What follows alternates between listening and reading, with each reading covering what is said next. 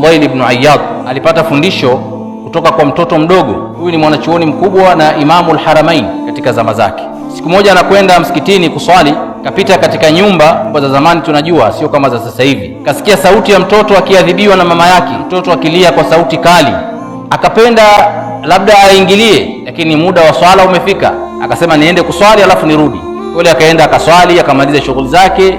Wakati anarudi, amemkuta yule mtoto ambaye kwa kuchapwa alikimbia akatoka katika mlango wa mbele, amerudi katika mlango wa mama yake nyumbani kwao, akiugonga ule mlango kwa kulia, kwamba mama nifungulie, mama anasikia baridi, mama anasikia njaa, mama naomba nisamehe. Yani akimwomba na kumbembeleza mama yake amfungulie mlango. Akasema ngoja niangalie mashahadi hii. Akakaa pembeni akawa anaangalia. Yule mtoto baada ya muda, kwa sababu ni mtoto mdogo, akapitiwa na usingizi, akalala katika kizingiti cha mlango. Inaonekana mama yake hakusikia hodi yake au alikuwa na shughuli zingine. Alipokuja kufungua mlango, anamkuta mtoto wake amelala kizingatini. Akamnyanyua, akamkumbatia, huku akilia, huku akimbusu. Fudhail ibn Iyad anasema kisa kile kilinifanya nilie sana, lakini si kulia tu, ilibadilisha maisha yangu. Uliza mimi Fudhail ibn Iyad, ni mara ngapi nimemkosea Allah subhanahu wa ta'ala? Ni mara ngapi nimegonga mlango wa Mwenyezi Mungu subhanahu wa ta'ala kwa kulia na kumbembeleza Mwenyezi Mungu kwamba sina sehemu ya kwenda isipokuwa kwako.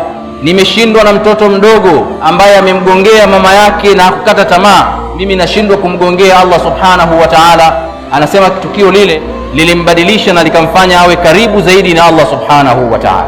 Allah subhanahu wa ta'ala ndio mkwasi, sisi ni mafakiri, hatumiliki kitu chochote. Yeye ndiyo Mola wetu, yeye ndiyo muumba wetu, yeye ndiyo arhamur rahimin. Shida yoyote uliyokuwa nayo mgongee Allah subhanahu wa ta'ala, na Mwenyezi Mungu atakufungulia mlango, atakukumbatia, atakuliwaza, ataangalia mja wake una shida gani, na atakupa kile ambacho unakihitaji. Fafiru ila Allah, kimbilieni kwa Allah subhanahu wa ta'ala. Ndugu zangu Waislamu, ni sharti tuelewe kwamba sisi mbele ya Mwenyezi Mungu ni mafakiri wote. Vyovyote utakavyomiliki, vyovyote utakavyokuwa na cheo, vyovyote utakavyokuwa unatajika, vyovyote utakavyojiona wewe mwenyewe, unavyojitambua hivyo, ndugu yangu Islam, kwamba wewe ni fakiri, na fakiri ni wa chini kuliko maskini. Manake ni mtu hohe hahe, hamiliki kitu chochote katika mgongo huu wa ardhi. Unavyojielewa kwamba wewe ni fakiri, ndio utaelewa kwamba Mwenyezi Mungu ni Al-Ghani. Lakini utakapojiona wewe umejitosheleza, basi utamwona Mwenyezi Mungu hana anachoweza kukusaidia, na kamwe hutokimbilia kwake, na haitokuwa ni option yako ya mwanzo kwenda kwa Mwenyezi Mungu, bali Mwenyezi Mungu atakuwa ni katika watatu, wanne, watano. Namwomba Mwenyezi Mungu atuepushe na fikra hizo na mtazamo.